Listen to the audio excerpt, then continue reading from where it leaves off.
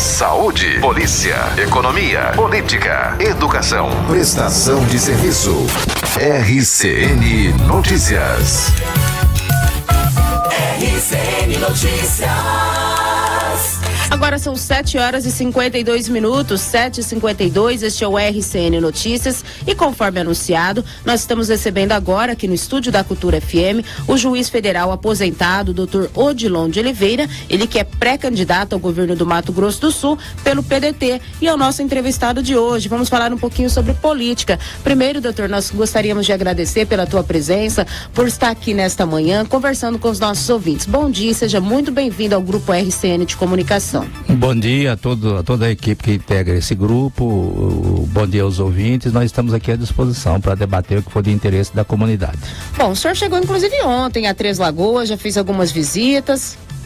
Nós chegamos ontem pela manhã e cumprimos uma agenda bastante apertada e vamos ainda continuar cumprindo essa agenda até o meio-dia de hoje. Aí a gente retorna para Campo Grande e depois nós vamos partir, logicamente, para uma outra região do estado. O senhor tem visitado vários municípios do estado, conversando com a população, já apresentando a proposta, o plano de governo do senhor? Na verdade, a gente vem visitando os municípios do estado já há alguns anos, há pelo menos uns 4 anos, antes sem pretensão política. E agora a gente está retornando a esses municípios. Já havíamos visitado quase 60 municípios e agora nós estamos retornando e vamos a todos os municípios antes do início da campanha eleitoral. E depois da campanha eleitoral, logicamente, a gente vai fazer uma caminhada mais rapidamente e percorrer novamente todos os municípios. Bom, Dr. Odilon de Oliveira, ele está afiliado ao PDT e se colocou aí à disposição para disputar o governo do Mato Grosso do Sul. Existe a possibilidade do senhor desistir dessa candidatura ao governo do estado ou já está sacramentado? Dr. Odilon de Oliveira vai disputar o governo do Mato Grosso do Sul. Desde que eu me filiei ao PDT, que eu tenho a pretensão firme, sem retrocesso, de disputar o governo do estado de Mato Grosso do Sul. Não há a menor possibilidade de eu voltar e de tentar disputar ou desistir da política. Então eu sou pré-candidato ao governo do estado de Mato Grosso do Sul. A população pode acreditar nisto. E como que está essa conversa com as demais lideranças, com outros partidos? O senhor já conseguiu aí apoio de algum partido nessa pré-candidatura, doutor? Nós já temos apoio. Há um núcleo dentro do PDT que é encarregado dessas negociações, ou melhor dizendo, dessas alianças, né? Uhum. E a minha participação normalmente surge no final, quando se vão concretizar as alianças. Nós já temos uma aliança muito positiva com o Podemos. O candidato, o Chico Maia, é pecuarista e já foi vice-prefeito 2 vezes de Campo Grande, foi vereador, e ele é o nosso pré-candidato a uma das vagas no Senado. E estamos conversando com outros partidos. Agora nós temos conversado com um grande partido que com certeza é que vai definir as eleições. É um partido chamado Povo. Nós temos feito um contato frequente, permanente com esse partido. Doutor, primeiramente obrigado pela sua presença também. Qual a linha, eu já sei a resposta, mas não posso deixar de perguntar, qual a linha ideológica e qual a linha histórica que o senhor tem preferência para as coligações? É cedo ainda para falar disso, ainda tem as convenções, tem outras definições, mas o senhor, pela história que o senhor tem, pela história de vida, história profissional, qual a linha que é ideal para Odilon Oliveira? Bom, tem que haver uma certa afinidade com a ideologia do partido, né? Mas isso não é tudo. O que a gente impõe como condição primeira é que não haja os integrantes do partido vinculação com corrupção, com desmando, principalmente com corrupção. O Brasil inteiro está respondendo através de uma grande emissora de televisão, gravando vídeos, no sentido de que, além da boa administração, a marca que está ferindo a alma da população brasileira é a corrupção. Então, elementos envolvidos com corrupção terão que ficar fora do nosso bloco, do nosso projeto político. O Brasil tem aproximadamente 40 partidos políticos. Desses, a absoluta maioria, sem usar o chavão dos 99%, estão envolvidos em corrupção. E aí? Eu examinei aproximadamente mais de 30 partidos políticos, as pessoas, e encontrei mais ou menos uns 15 a 17 partidos políticos que são aceitáveis. E esses partidos políticos, logicamente, tem muitos partidos muito pequenos, né, que não tem muita significância, por exemplo, em horário de televisão, etc. Mas existem, sim, vários partidos políticos que têm a alma limpa. E nós procuramos essas pessoas, esses partidos. Bom, esse é o segmento ideológico. Vamos falar do segmento administrativo mesmo.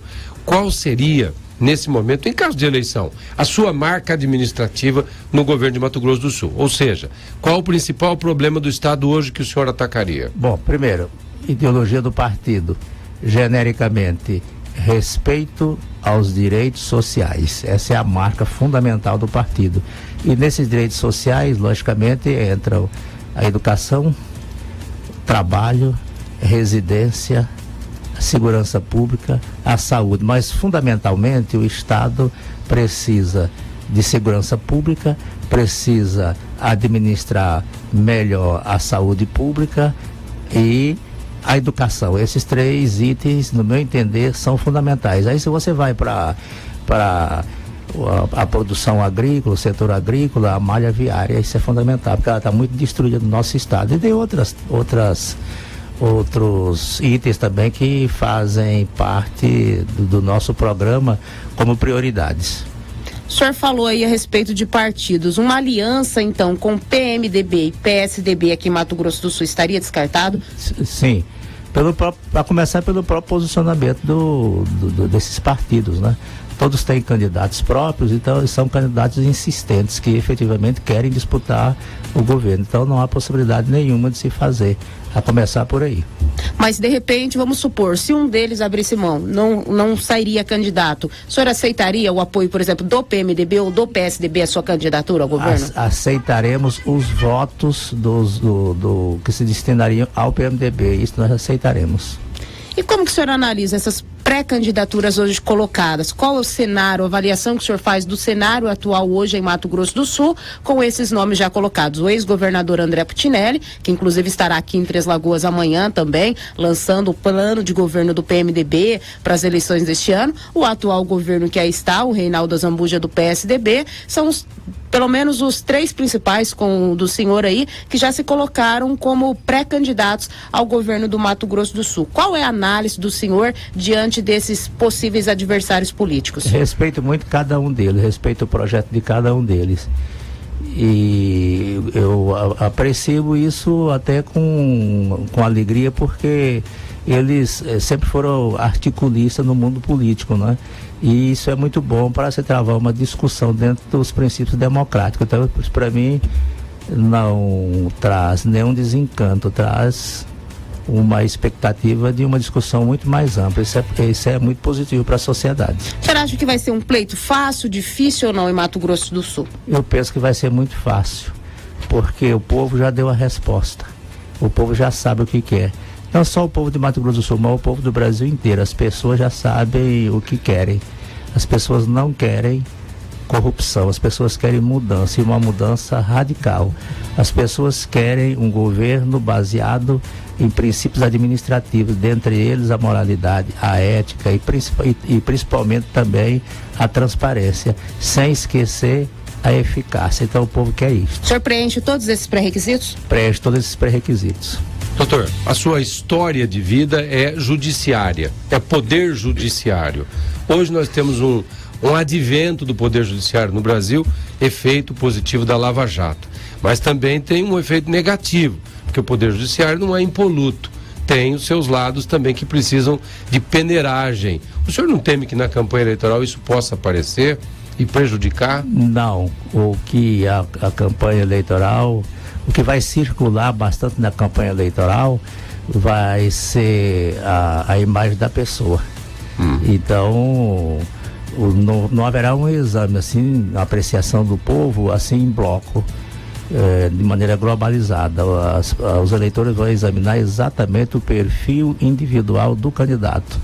E com relação a esse perfil individual, eu não tenho a menor preocupação, porque da minha parte eu já dei uma demonstração durante quase 40 anos de atividade no judiciário. A escolha do vice de Odilon de Oliveira vai passar pelo seu carimbo ou somente o do partido? Vai passar pelo meu carimbo. A escolha do vice será uma decisão coletiva, e nós já estamos estudando já 3 nomes. E nomes. O senhor poderia revelá-los ainda? Não, eu não posso revelar, porque se revelar pode caracterizar um adiantamento inconveniente em relação a essas pessoas, ao que elas vão interpretar, o que elas vão dizer. Então eu não tenho autorização para revelar. Alguma característica daria para revelar, não? Perfil ético, perfil moral e, logicamente, habilidade para eventual exercício do cargo. O senhor até havia, doutor Odilon, o nome do senhor sido cogitado para disputar o Senado por um bom período, né? Depois o senhor falou que disputaria o governo do Mato Grosso do Sul. Por que dessa decisão? Porque o senhor não quis disputar o Senado e prefere disputar o governo do Estado. É que no começo, ainda antes de eu me aposentar, quando eu estava na ativa, as conversações eram genéricas a respeito. Você é melhor nesse cargo, você é melhor naquele cargo, você é melhor naquele cargo. Bom, eu me aposentei, recebi o convite da direção nacional do partido e da direção regional também, e com o auxílio também de um marqueteiro de renome nacional, e ele disse: o seu perfil é para o governo do Estado. E evidentemente que eu penso reunir as qualidades, estou certo de que reúno as qualidades para realizar uma administração que seja concernente com os anseios nacionais e com os anseios da população de Mato Grosso do Sul. O senhor disse numa resposta anterior que atacaria de cara 4 setores. O primeiro que o senhor citou foi educação. Seria o maior problema do Estado hoje, doutor? É esse? A educação pública é um dos maiores problemas do Brasil inteiro. São 3 os problemas brasileiros básicos. A segurança pública, que não existe. Ela tem que ser refeita. E refeita no meio do fogo cruzado. Então vai dar muito trabalho para refazer a segurança pública. A saúde pública nós não temos. Tá? A saúde pública está mais doente do que o próprio doente. E temos a educação. A educação é o caminho inicial de qualquer atividade. Nenhum país se desenvolve através da educação. Então está faltando bastante isso. E nessa educação tem que envolver também a profissionalização. Você tem que dar uma atenção especial, uma formação de nível médio. E tanto para as atividades urbanas como para atividades rurais. Um ponto crucial aqui no estado do Mato Grosso do Sul, devido à fronteira, é segurança pública. O senhor já fez 2 citações a respeito e até falou de reestruturação com o fogo cruzado. O que seria mais necessário agora? Armamento para o policial, treinamento, aumentar o efetivo? Qual seria uma primeira medida? Dentro da área de segurança pública, a primeira medida tem que ser consertar a delegacia que estão caindo em cima dos policiais. E em termos de prédio? Exatamente, delegacias. E também o pessoal é muito pouca gente.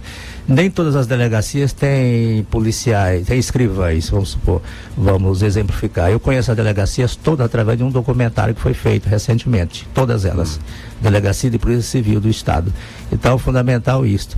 E, logicamente, aumentar o contingente também policial. Agora, isso não vem em questão de dias, nem em questão de meses. O conserto, a modernização, a melhoria nas delegacias, sim, você pode implementar rapidamente.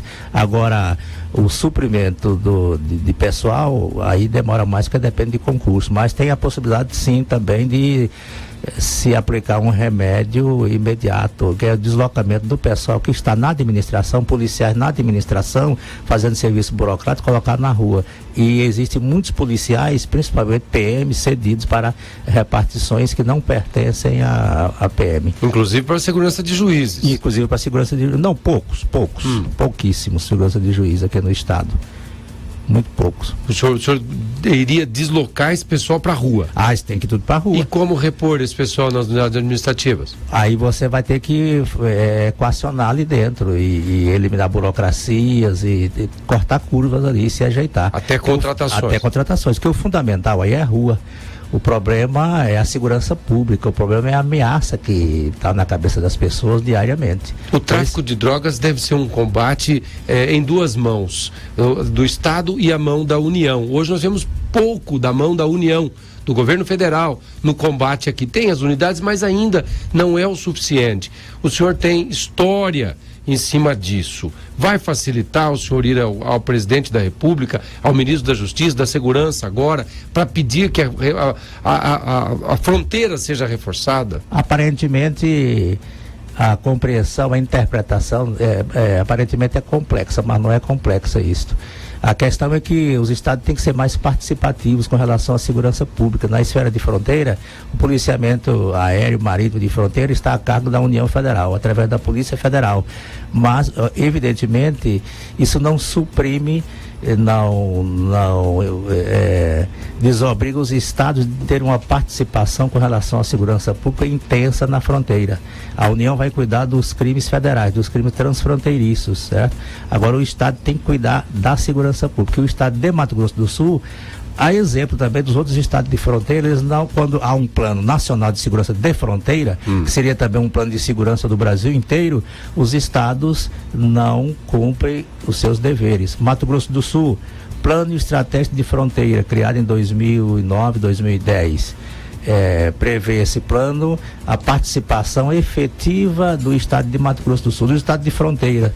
E dois exemplos dessa participação: a melhoria das delegacias de polícia, estrutura, material, e o aumento do contingente policial. O estado de Mato Grosso do Sul não cumpriu com essa obrigação. Tem uma omissão aí. Uma omissão muito grande. Se o estado não cumpre com esse dever, que é fundamental, a União vai fazer o quê? Nada. Doutor, o senhor já tem um raio-x do Mato Grosso do Sul? Nós estamos preparando, fazendo estudos e estamos visitando os segmentos da sociedade, os representantes de categorias profissionais, e no serviço público e fora do serviço público também, e estamos captando informações e dados. Mas nós já temos um esboço, eu já tenho um esboço que possa apresentar ao público, um roteiro, e acredito que vai ser satisfatório com relação ao programa de governo. Como tem sido a receptividade, doutor, do senhor nesses municípios que o senhor chega? A receptividade tem sido muito boa e muito motivadora. Eu tenho encontrado no olhar das pessoas raio seguro de confiança.